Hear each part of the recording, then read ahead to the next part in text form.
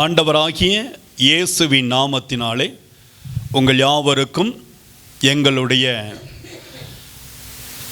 நல்ல தேவனுடைய வார்த்தைகளோடு கூடிய ஸ்தோத்திரத்தை நாங்கள் ஏறெடுத்து கொள்ளுகிறோம். இணைந்த கரங்கள் ஊழியத்திலே எல்ஷடாய் எழுப்புதல் திருச்சபையிலே நாட்டப்பட்டிருக்கிற அத்தனை குடும்பங்களுக்கு மேலாக தேவன் தன்னுடைய வல்லமையை ஒவ்வொரு நாளும் பொழிந்தருளிக்கொண்டே இருக்கிறார். அவர் தன்னுடைய அபிஷேகத்தை ஊற்றிக்கொண்டே இருக்கிறார். இந்த வார்த்தையை கேட்கிற யாவருக்கு மேலாக, குடும்பங்களுக்கு மேலாக தேவன் தன்னுடைய பரிசுத்தத்தை வைத்திருக்கிறார். நீங்கள் ஒரு நாளும் வெட்கப்பட்டு போகாதபடிக்கு ஒரு தெய்வீக ஆசீர்வாதத்தை உங்களுக்கு கர்த்தர் கொடுத்து கொண்டே இருக்கிறார். இந்த நாளிலும் தேவன் உங்களுக்கு கொடுக்கிற ஒரு நல்ல வார்த்தைக்கு நேராக நாம் கடந்து சென்று, இந்த வார்த்தை என்னை எந்த அளவுக்கு தேற்றுகிறது, எந்த அளவுக்கு என்னை தூக்கி எடுத்து நிலைநிறுத்துகிறது என்பதை நாம் அறிந்து கொண்டோம் என்று சொன்னால், நம்முடைய ஆவிக்குரிய வாழ்க்கைக்கு ஓட்டத்திற்கு அது ஒரு ஆசீர்வாதமாய் இருக்கும். ஆண்டவர் நம்மை ஒரு நாளும் கைவிடாதபடி நேசிக்கிற தகப்பன் இன்றைக்கு நம்மோடு கூட இருக்கிறார். ஒரு வார்த்தையை நாம் எடுத்து வாசிப்போம். செப்பனியாவின் புஸ்தகம் 3வது அதிகாரம் 14வது வசனத்தையும் 15வது வசனத்தையும் நாம் வாசிப்போம்.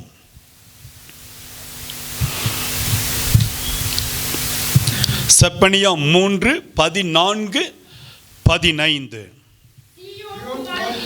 சீயோன் குமாரத்தியே, கர்த்தருடைய வார்த்தை சொல்லுகிறது, கவனிங்க. சீயோன் குமாரத்தியே, கம்பீரித்து பாடு, இஸ்ரவேலரே ஆர்ப்பரியுங்கள். எருசலேம் குமாரத்தியே, நீ முழு இருதயத்தோடும் மகிழ்ந்து களி கூறு. கீழே வசனம் சொல்லுகிறது, கர்த்தர் உன் ஆக்கினிகளை அகற்றினார், அகற்றி உன் சத்துருக்களை விலக்கினார். இஸ்ரவேலின் ராஜாவாகிய கர்த்தர் உன் நடுவிலே இருக்கிறார், இனி தீங்கை காணாதிருப்பாய். கர்த்தர் இந்த காலை வேளையில உங்களை தேற்றும்படியாய், உங்களை ஆற்றும்படியாய், உங்கள் கண்ணீரை துடைக்கும்படியாய், உங்கள் நிந்தனை அவமானங்களை எடுத்து போடும்படியாய், உங்களை உற்சாகப்படுத்தும்படியாய் உங்கள் நடுவில் இறங்கி வந்திருக்கிறார். உங்கள் பக்கத்தில் அமர்ந்திருக்கிறார். உங்களோடு அவர் இன்றைக்கு பேசுகிறார். உங்களோடு அவர் இடைப்படுகிறார். அந்த தகப்பன் இன்றைக்கு இறங்கி வந்து என் பிள்ளைகளுக்கு ஏதோ ஒரு அதிசயத்தை செய்ய வேண்டும் என்று சொல்லி தீவிரமாய் தீவிரித்து இந்த நேரத்தில் உங்களோடு பேசிக் கொண்டிருக்கிறார். என்ன சொல்லுகிறான்? சீயோன் குமாரத்தியே, நீ கம்பீரித்து பாடு. உன்னுடைய வாய்கள், உன்னுடைய உதடுகள், உன்னுடைய எண்ணங்கள், உன்னுடைய சிந்தனைகள் கர்த்தரையே பாடும்படியாக இன்றைக்கு உன்னுடைய இருதயத்தை திறந்து கொடு. சீயோன் குமாரத்தியே, தேவனுடைய பிள்ளைகளே, கம்பீரமாய் எழும்பி நில்லுங்க. கம்பீரத்தோடு எழும்பி நின்று ஆண்டவரை துதித்து பாடுங்க. நீங்க துதித்து பாட பாட பிசாசின் கிரிகள் எல்லாம் அழிக்கப்பட்டு போகும். நீங்கள் துதித்து பாட பாட உங்களுடைய வாழ்க்கையின் நிலைகளை கர்த்தர் உயர்த்தி கொண்டே இருப்பார். சீயோன் குமாரத்தியே, நீ பாடாமல் இருந்து விட்டால் பல நேரத்திலே பிசாசு கடந்து வருவான், உபத்திரவத்தை கொண்டு வருவான், சோர்வுகளை கொண்டு வருவான். ஒவ்வொரு நாளும் நீ கம்பீரித்து பாடு. என் தேவன் கம்பீரமாய் இறங்கி வந்திருக்கிறார். ராஜரீகம் பண்ணுகிற தேவன், ராஜமுடியுடைய தேவன், ராஜ சிங்காசனத்தில் வீற்றிருக்கிற தேவன். அப்படிப்பட்ட தெய்வத்தை ஆராதிக்கும்படியான அந்த பலத்தை கர்த்தர் இன்றைக்கு எனக்கு கொடுத்து வைத்திருக்கிறார். என் உதடுகளை இனி என்னால் அடக்கி வைக்க முடியாது. இனி என்னால் பாடாமல் இருக்க முடியாது. இனி என்னால் தேவனை துதிக்காமல் இருக்க முடியாது. என் தேவன் எனக்கு கொடுத்த ஒரே ஒரு நல்ல வாய்ப்பு, சீயோன் குமாரத்தியே நீ கம்பீரித்து பாடு. நீ பாட பாட பாட பாட, துதிக்க துதிக்க துதிக்க துதிக்க, உன்னை சுற்றிலும் இருக்கிறதான இருள்கள் எல்லாம் நீங்கிக் கொண்டே இருக்கும். நீங்கள் பாட பாட துதிக்க துதிக்க உங்களை சுற்றிலும் இருக்கிற எல்லா பொல்லாத பிசாசின் வலைகள் எல்லாம் விட்டு கர்த்தர் மாற்றி போடுவார். சீயோன் குமாரத்தியே நீ எழும்பி நின்று பாடு, கம்பீரித்து பாடு. இஸ்ரவேலரே ஆர்ப்பரியுங்கள். ஆண்டுடைய பிள்ளைகள், தேவனுடைய பிள்ளைகளுக்கு கர்த்தர் கொடுக்கிற ஒரு கட்டளை, நீங்கள் ஆர்ப்பரியுங்கள், ஆர்ப்பரியுங்கள். கர்த்தர் என்னோடு இருக்கிறார், ராஜரீகம் பண்ணுகிறார். அவர் என்னை தூக்கி எடுத்து அள்ளி அரவணைக்கிற தெய்வம். அவர் என்னை விட்டு விலகுவதும் இல்லை, என்னை கைவிடுவது. ஆர்ப்பரியுங்கள். நான் போகிற இடத்துல அவர் என்னோடு இருக்கிறார். நான் உட்காருகிற இடத்துல அவர் என்னோடு இருக்கிறார். நித்திரை பண்ணுகிற இடத்துல இயேசு என்னோடு இருக்கிறார். அல்லேலூயா. கம்பீரித்து ஆர்ப்பரியுங்கள், கம்பீரத்தோடு ஆர்ப்பரியுங்கள். இஸ்ரவேலரே, நீங்கள் தேவனுடைய வார்த்தை சொல்லுகிறது, ஆர்ப்பரித்து ஆண்டவரை துதியுங்கள், ஆர்ப்பரித்து ஆண்டவரை துதியுங்கள். தேவனாகிய கர்த்தர், தேவனாகிய கர்த்தர் எல்லா எதிர்த்து நின்று போராடுகிற சத்துருவின் கோட்டைகளை தகர்த்து போடுகிற தெய்வமாய் இன்றைக்கு நம் நடுவில் நின்று கொண்டே இருக்கிறார். அல்லேலூயா. ஆண்டவர் சொல்லுகிறார், ஆண்டவருடைய வார்த்தை சொல்லுகிறது, எருசலேம் குமாரத்தியே நீ முழு இருதயத்தோடும் மகிழ்ந்து களிகூறு, சந்தோஷமாயிரு. தேவனுடைய சமூகத்தில் எந்த சூழ்நிலையில் சந்தோஷமாய் இருக்க கற்றுக்கொள்ளுங்க. ஆமென். பிரச்சனைகளுக்கு மத்தியில, பாடுகளுக்கு மத்தியில, சோதனைகளுக்கு மத்தியில நீங்க சந்தோஷமா இருக்க ஆண்டவர் என்னோடு இருக்கிறார். என் இயேசு என்னோடு இருக்கிறார். அவர் என்னை தேற்றிக் கொண்டு இருக்கிறார். அவரை ஆர்ப்பரிக்கும்படி, அவரை தொழுது கொள்ளும்படி, அவரை உயர்த்தும்படி, அவருடைய முகத்தை நோக்கி பார்க்கும்படி ஆண்டவர் எனக்கு ஒரு வாய்ப்பை கொடுத்திருக்கிறார். என்னை கர்த்தர் தெரிந்து வைத்திருக்கிறார். என் குடும்பத்தை கர்த்தர் முன்குறித்து வைத்திருக்கிறார். ஆகவே இனி நான் அவரை துதிக்காமல், பாடாமல், அவரை தேடாமல், அவருடைய முகத்தை காணாமல் என்னால் இருக்கவே முடியாது. அந்த அபிஷேகத்தை கர்த்தர் இன்றைக்கு திருச்சபைகளுக்கு ஊட்டி வைத்திருக்கிறார். தேவனை தேடுகிற பிள்ளைகளுக்கு ஒரு குறைவும் ஏற்படாது. அல்லேலூயா. தேவனை தேடாதவர்களுக்கு அல்ல, தேடாத பிள்ளைகளுக்கு அல்ல, தேவனை தேடுகிற பிள்ளைகளுக்கு, ஒவ்வொரு நாளும் ஜெபிக்கிற பிள்ளைகளுக்கு, ஒவ்வொரு நாளும் துதிக்கிற பிள்ளைகளுக்கு, ஒவ்வொரு நாளும் தேவனுடைய சமூகத்தில் விழுந்து கிடக்கிற பிள்ளைகளுக்கு தேவனாகிய கர்த்தர் திறந்த வாசலை, ஆசீர்வாதத்தின் வாசலை, கிருபையின் வாசலை, அற்புதத்தின் வாசலை அவர் திறந்து வைத்திருக்கிறார். அடைக்கப்பட்ட கதவுகள் எல்லாம் இனி எல்லாவற்றையும் கர்த்தர் திறக்க போகிறார். உடைய வாழ்க்கையில் அடைக்கப்பட்டிருக்கிற கதவுகள் எதுவா இருக்கிறது, எந்தெந்த காரியங்களிலே நீ சோதனைகளுக்குள் சிக்கொண்டு அடைக்கப்பட்டு சிறைச்சாலையிலே, சிறை கம்பிகளுக்கு மத்தியிலே நின்று கொண்டு இருப்பது போல நின்று கொண்டு இருக்கிறாயோ, கலங்காதிரு. கர்த்தர் உங்களை கம்பீரமாய் பாடும்படியாக தெரிந்து வைத்திருக்கிறார். நீங்கள் அனாதிகள் அல்ல, கைவிடப்பட்டவர்கள் அல்ல.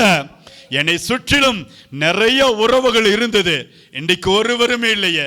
எல்லாரும் என்னை கைவிட்டுட்டாங்க, என் பிள்ளைங்க கைவிட்டுட்டாங்க, என்னுடைய பெற்றோர்கள் கைவிட்டுட்டாங்க, என்னுடைய உறவுகள் எல்லாம் கைவிட்டுட்டாங்க, என்னுடைய குடும்பம் எல்லாம் கைவிட்டுருச்சு. இன்றைக்கு நான் ஒரு அனாதை போல இருக்கிறேன் என்று சொல்லி நீங்க கலங்காதிருங்க.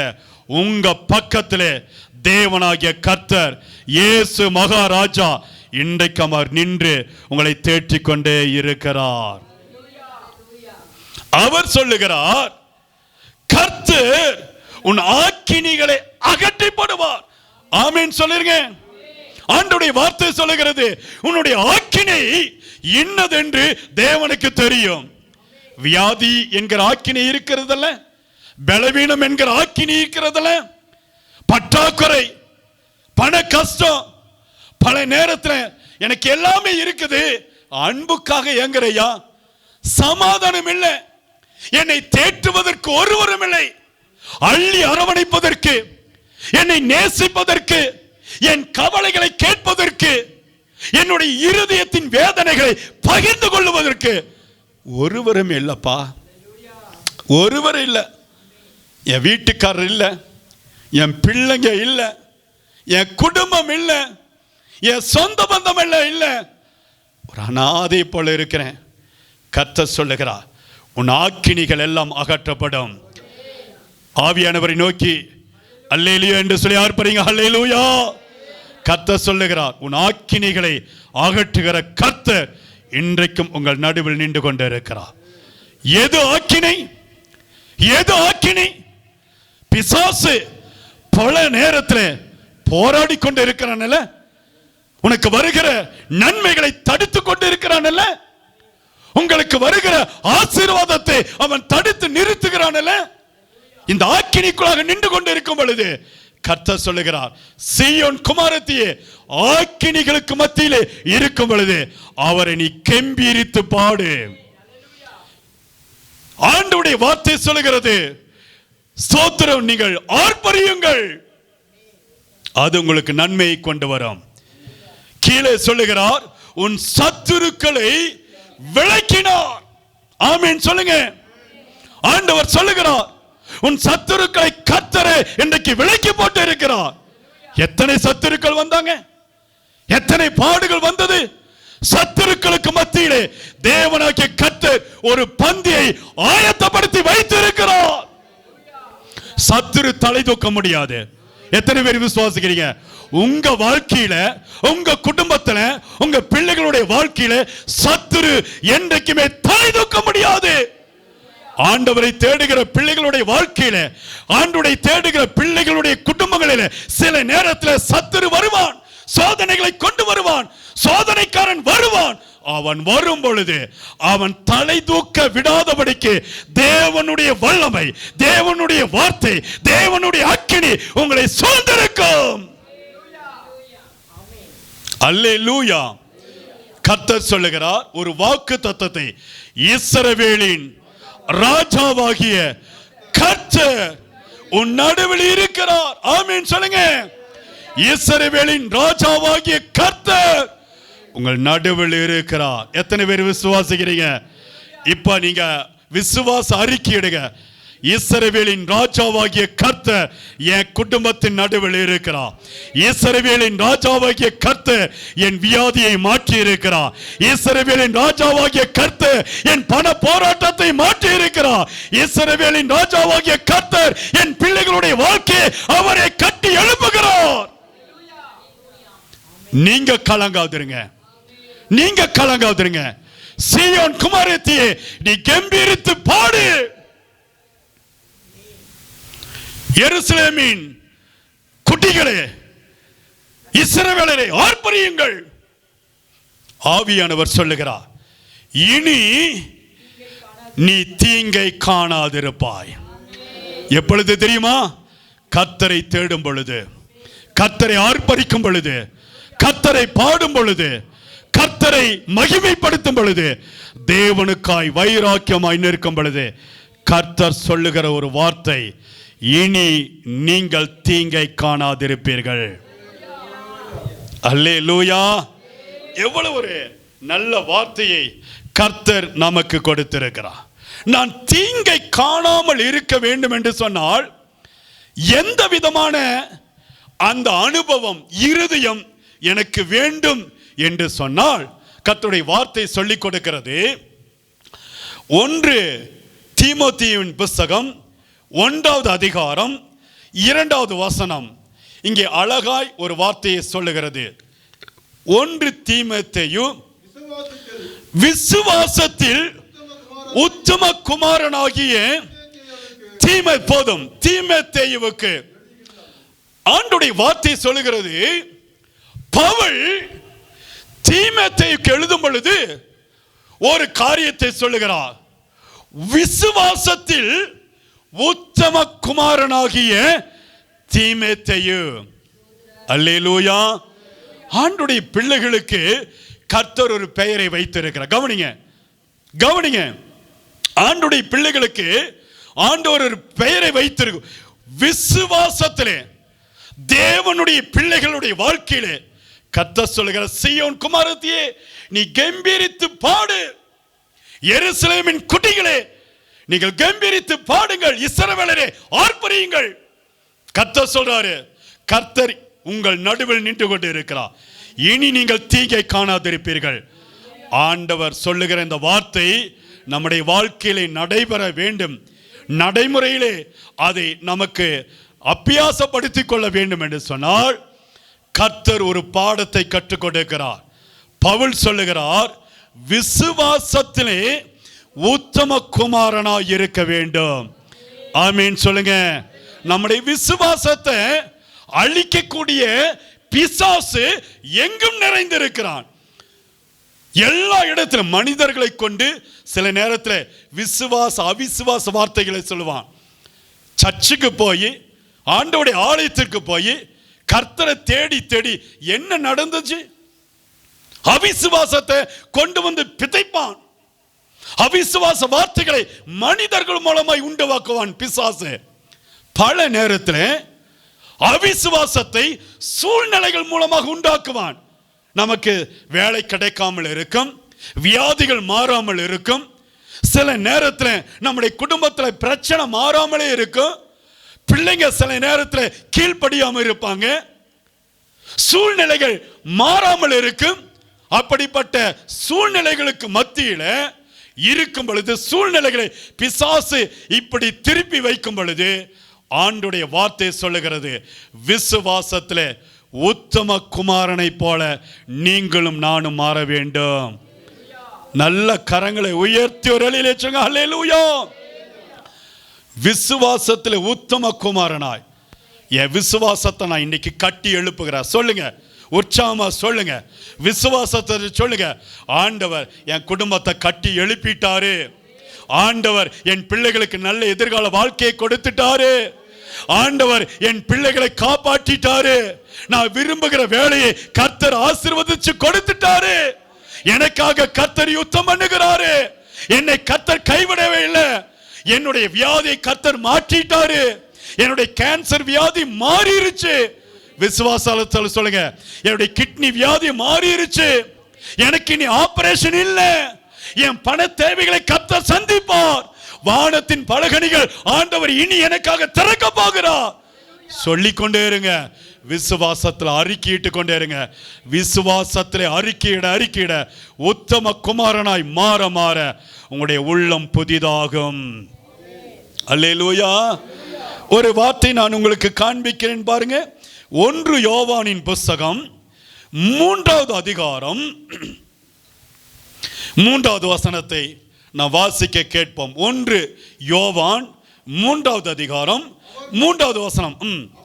அவர் மேல் இப்படிப்பட்ட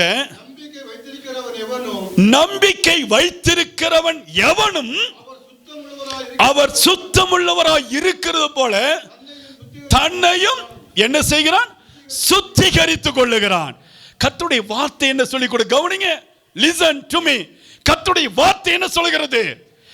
அவர் நான் ஆராதிக்கிறேன் என் தேவன், ஆண்டவருடைய அந்த பிரசன்னம், இயேசு மகாராஜா, மகிமையுள்ள தகப்பன் எனக்காக சிலுவை சுமந்தவர், எனக்காக சிலுவையின் மேல் வெற்றி சிறந்த தெய்வம். அந்த தெய்வம் ஒரு காரியத்தை சொல்லிக் கொடுக்கிறார். அவர் மேல் இப்படிப்பட்ட நம்பிக்கையை வைத்திருக்கிறவன் எவனும் இயேசுவுக்கு மேலாக, ஆமென் சொல்லுங்க, அல்லேலூயா சொல்லுங்க, இயேசு கிறிஸ்துவுக்கு மேலாக தகப்பன், நம்முடைய அன்பு தகப்பன், ராஜாதி ராஜா, உலகத்தை ஜெயித்தவர், சோத்திர பிசாசின் சோதனைகளை ஜெயமெடுத்த தேவன் இயேசு மகாராஜா என் நடுவில் இருக்கிறார். அவருடைய வார்த்தை சொல்லுகிறது, அவர் மேல் நம்பிக்கை வைத்திருக்கிறவனும் அவர் யாருங்க? இயேசு. வசனம் சொல்லுகிறது, சுத்தமுள்ளவராய் இருக்கிறது போல. ஒரு ஆமென் சொல்லுங்க, ஒரு அல்லேலூயா சொல்லுங்க. இயேசு சுத்தமுள்ளவராய் இருக்கிறார். அவருடைய வாயின் வார்த்தைகளிலே சுத்தம், அவருடைய நடக்கையிலே சுத்தம், அவருடைய இருதயத்திலே சுத்தம், அவருடைய பார்வையிலே சுத்தம். அல்லேலூயா. எங்கும் சுற்றி திறந்தார். எல்லாரையும் நேசிக்க அவர் உலகம் முழுவதும் சுற்றி திறந்தார். எல்லாரையும் அள்ளி அரவணைக்க அவர் உலகம் முழுவதும் சுற்றி திறந்தார். அவர் ஸ்தோத்திரம் தன்னுடைய பிள்ளைகளுக்கு நன்மையை கொடுக்க உலகம் முழுவதும் சுற்றி திறந்தார். ஆமென். எல்லாரையும் நேசிக்க, உதவி செய்ய, வியாதியை குணமாக்க, அற்புதங்களை செய்ய எங்கும் சுற்றி திறந்தார். அப்படிப்பட்ட தெய்வம் அவர் சுத்தமுள்ளவராய் இருந்தார். ஒரு ஆமென் சொல்லிருங்க. இயேசு எப்பொழுதுமே சுத்தமுள்ளவராய் இருந்தார். சொல்லுங்க, இயேசு சுத்தமுள்ளவராய் இருந்தார். ஆமென். இயேசு சபையை சேர்ந்து இயேசு சுத்தமுள்ளவராய் இருந்தார்.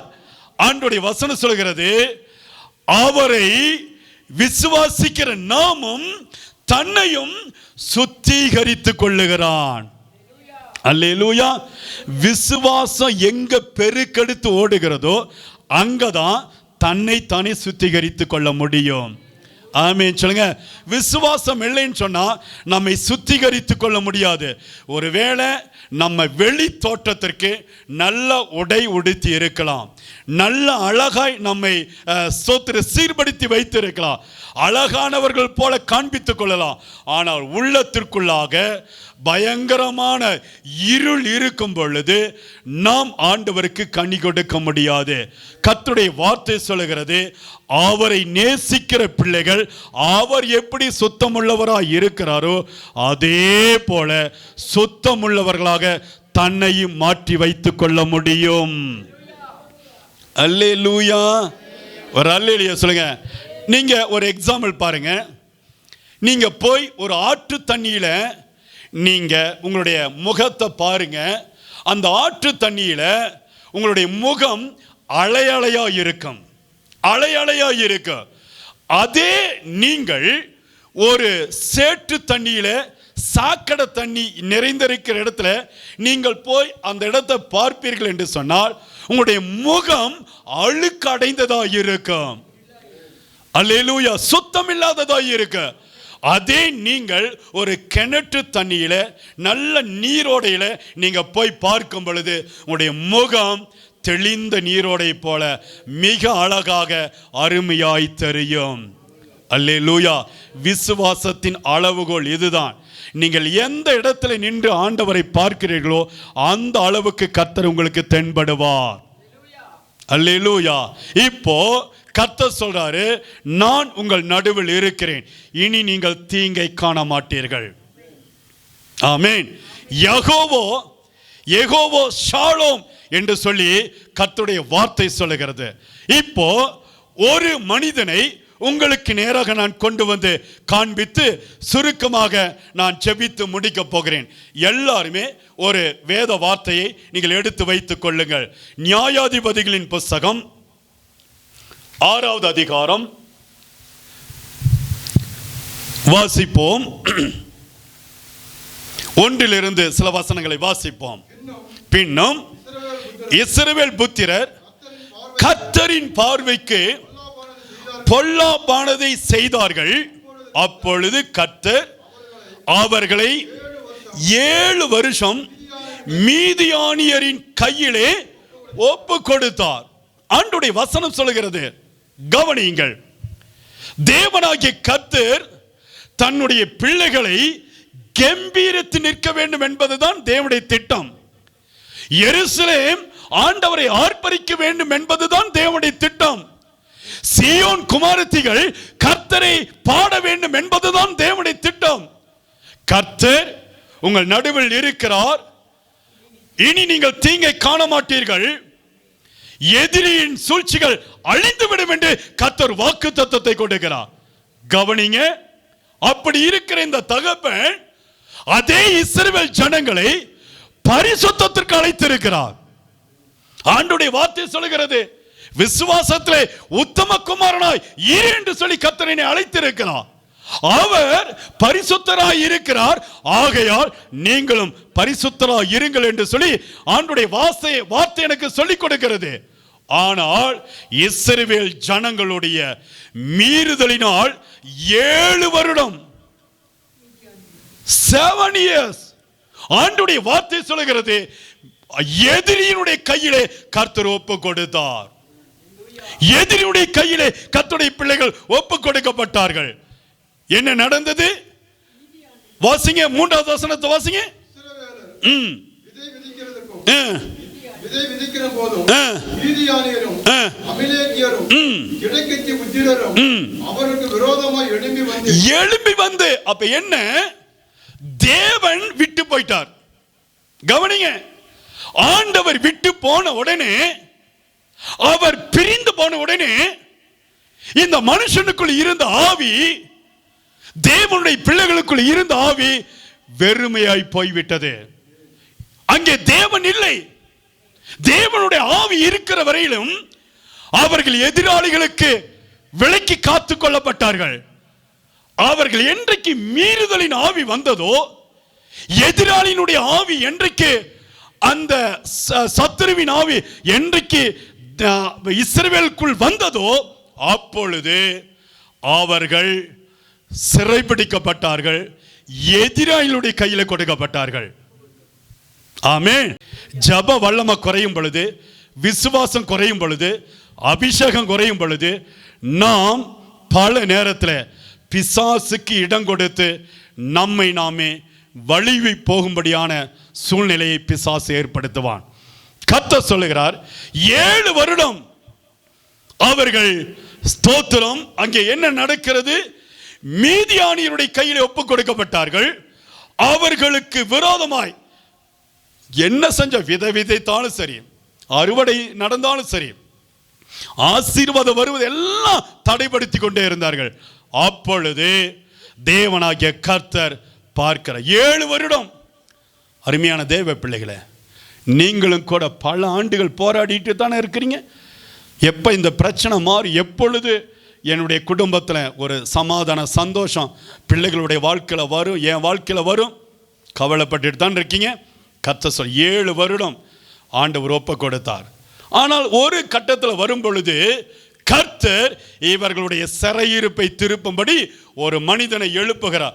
வாசித்து பாருங்க, 11வது வசனத்தை வாசிங்க. 11. அதற்கு பின்பு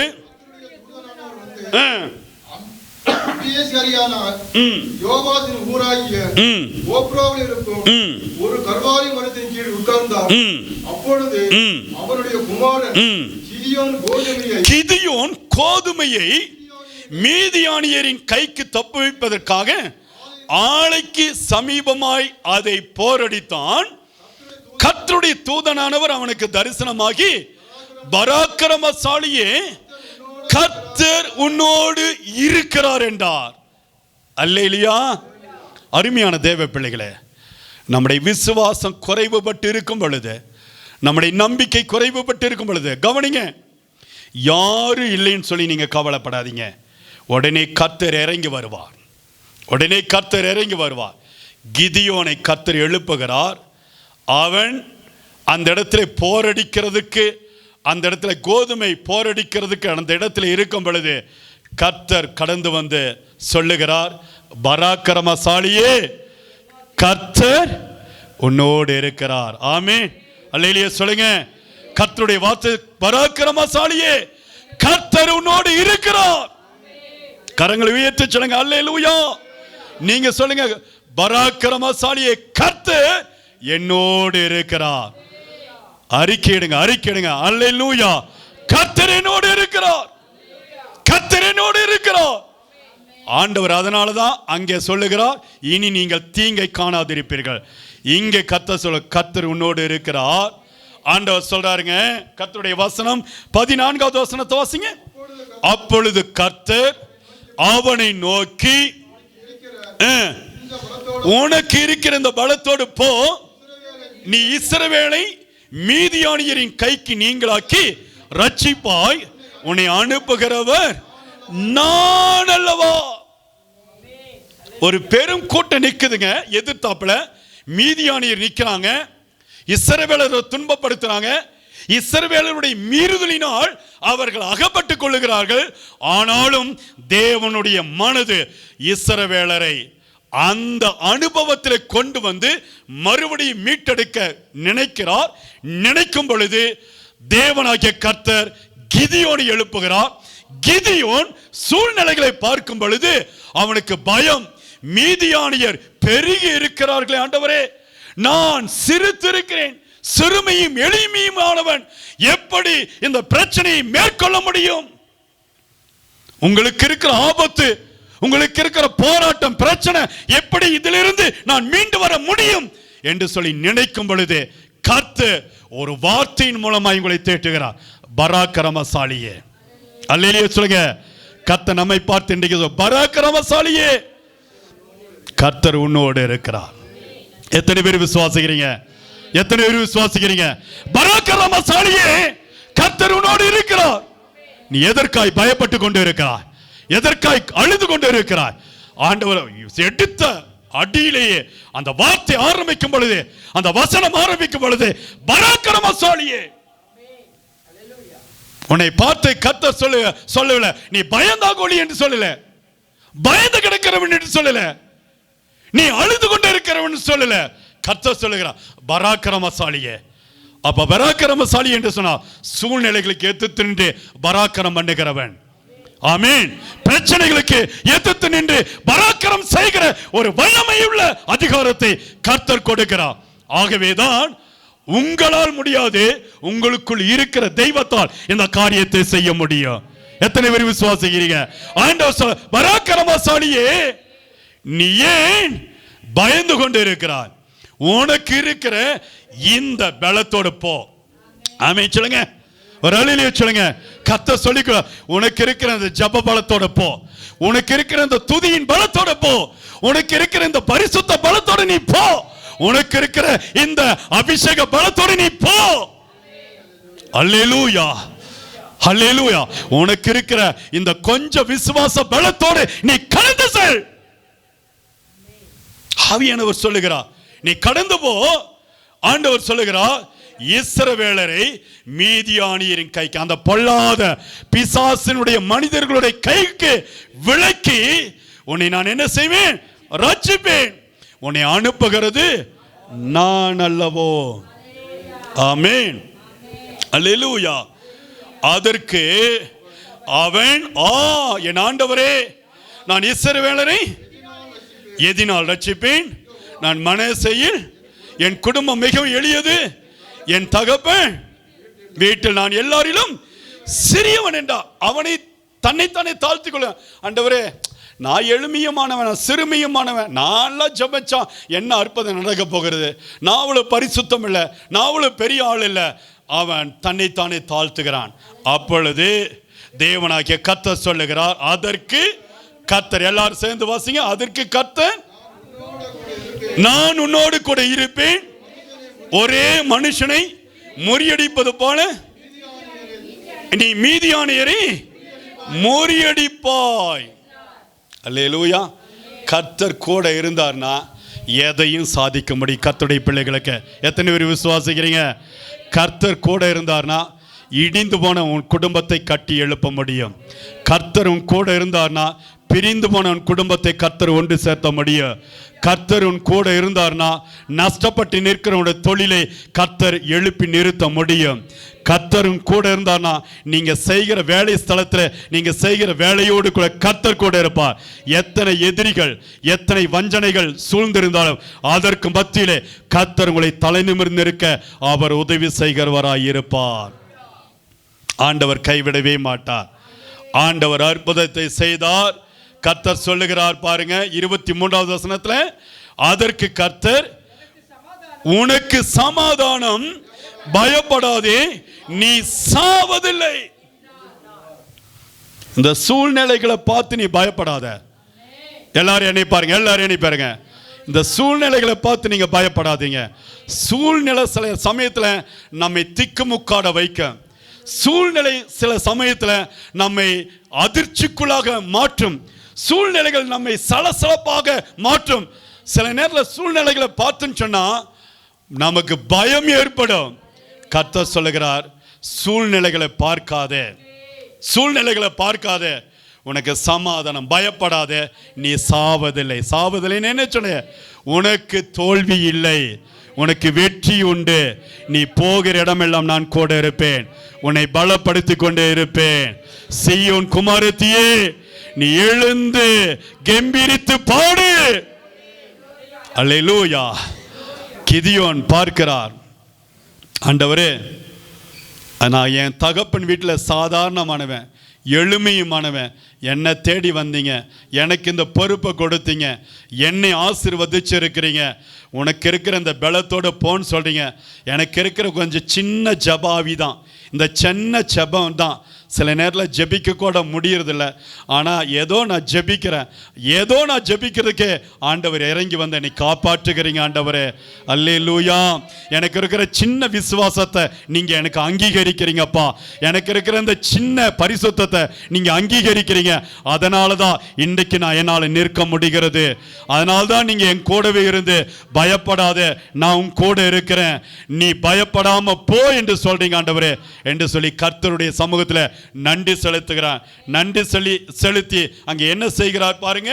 24வது வசனம், அங்கே கிதியோன் கர்த்தருக்கு ஒரு பலிபீடத்தை கட்டி அதற்கு யெகோவா ஷாலோம் என்று பெயரிட்டார். அது இந்நாள் வரைக்கும் அபிஷேகரின் ஊராகிய ஓப்ராவில் இருக்கிறது. அல்லேலூயா. யெகோவா ஷாலோம் இன்றைக்கும் உங்கள் நடுவிலே கிரியை செய்து கொண்டிருக்கிறார். ஆமென். அவர் பட்டயத்தின் அந்த கிருபைகளோடு உங்கள் நடுவில் நின்று, பட்டயத்தோடு வந்து உங்கள் குடும்பத்தில் நின்று கொண்டு இருக்கா.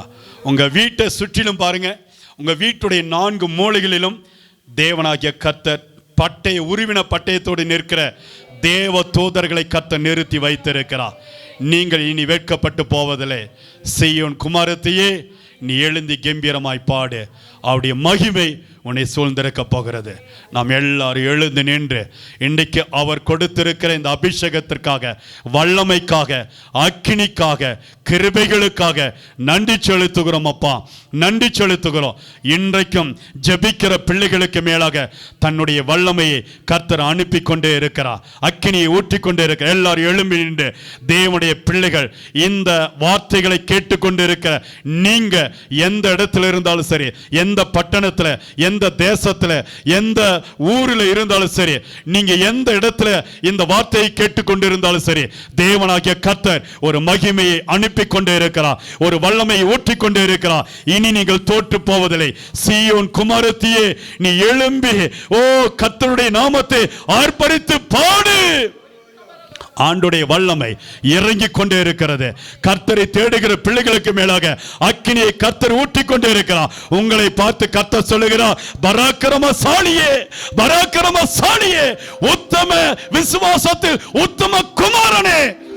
ஆண்டுடைய மகிமை இறங்கி வருகிறது, அக்கினி வல்லமை இறங்கி வருகிறது, அபிஷேக வல்லமை இறங்கி வருகிறது, கிருபையின் வல்லமை இறங்கி வருகிறது, தேவ ஆட்டுக்குட்டியானுடைய அந்த வல்லமை இப்பொழுது உங்களுக்கு மேலாக இறங்கி வருகிறது. தேவனாகிய கர்த்தர் ஒரு பெரிய அற்புதத்தை இப்பொழுதும் உங்கள் நடுவிலே ஊற்றிக்கொண்டே இருக்கிறார்.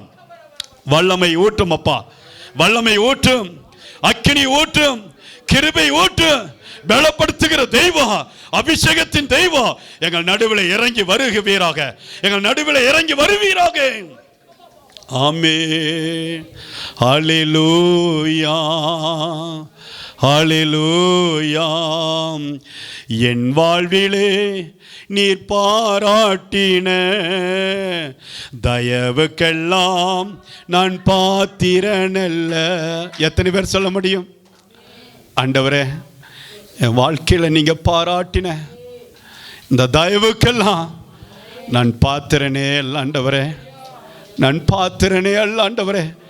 ஆனாலும் என்னை தேடி வந்து கிருபையா என்னை நேசித்தீரே, கிருபையா என்னை நேசித்தீரே. நல்ல போவாசாக எங்கள் மத்தியில வீற்றிருக்கிற தெய்வம். அல்லேலூயா. நீர் எங்களுக்கு பாராட்டின கிருபைகள் எத்தனை அப்பா, நன்மைகள் எத்தனை, சுகங்கள் எத்தனை, ஆசீர்வாதங்கள் எத்தனை, அடுக்கிக் கொண்டே போகலாம். பராக்கிரமசாலியே, நீ எழுந்திரு, சீயோன் குமாரத்தியே, நீ கெம்பீரித்து பாடு என்று சொன்னீரே.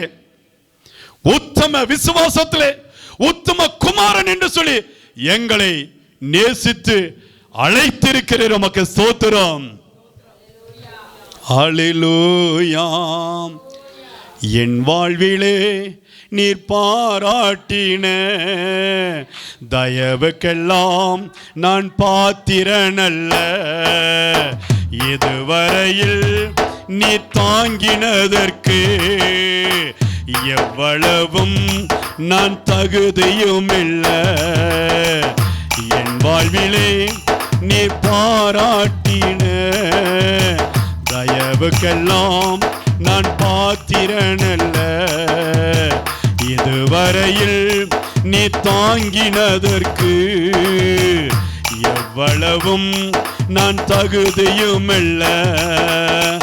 மாறாமலே உடனிருந்தி விலகாமலே நடத்தி வந்தி. மாறாமலே உடனிருந்தி விலகாமலே நடத்தி வந்தி. ஆச்சரியமானவரே, என் வாழ்வின் அதிசயமானவரே.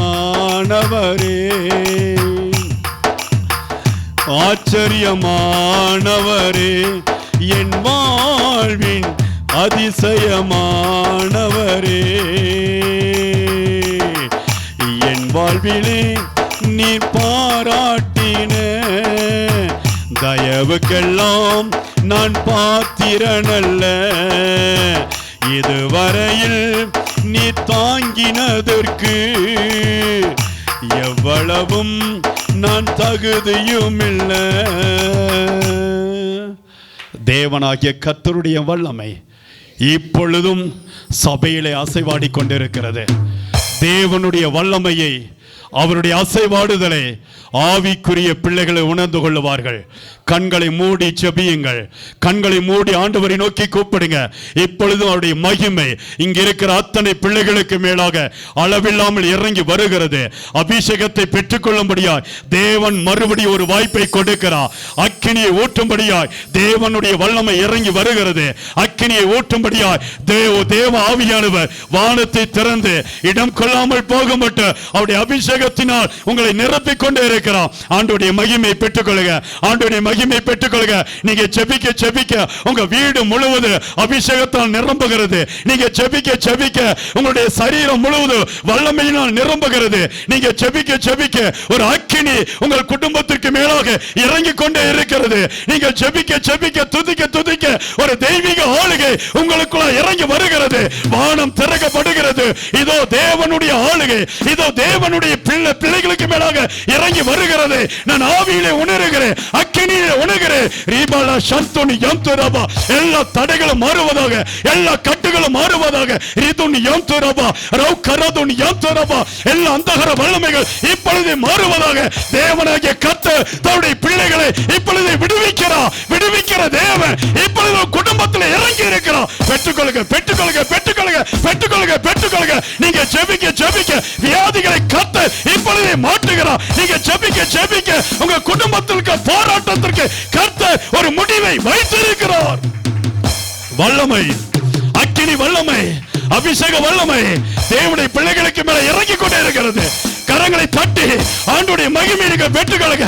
இயேசுவுடைய வல்லமை, ஆண்டவரே என் பிள்ளைகளை பரிசுத்தப்படுத்து, ஆவியிலே அனலாக்கு, அபிஷேகத்தில் எழும்பி பிரகாசிக்கட்டு, பராக்கிரமசாலியே என்று சொல்லி நீ அழைத்தீரே. சீயோன் குமாரத்தியே, நீ கெம்பீரித்து பாடு என்று சொன்னீரே. இப்பொழுது அந்த கெம்பீரத்தின் சத்தம் என் பிள்ளைகளுக்கு வாயிலே இறங்கி வரட்டும். ஆண்டவரே தேவனுடைய நாமத்தை மகிமைப்படுத்தும்படியாக ஜெபிக்கிறேன். எல்லா கட்டுகளை உடைக்கிறேன், எல்லா தடைகளை உடைக்கிறேன்.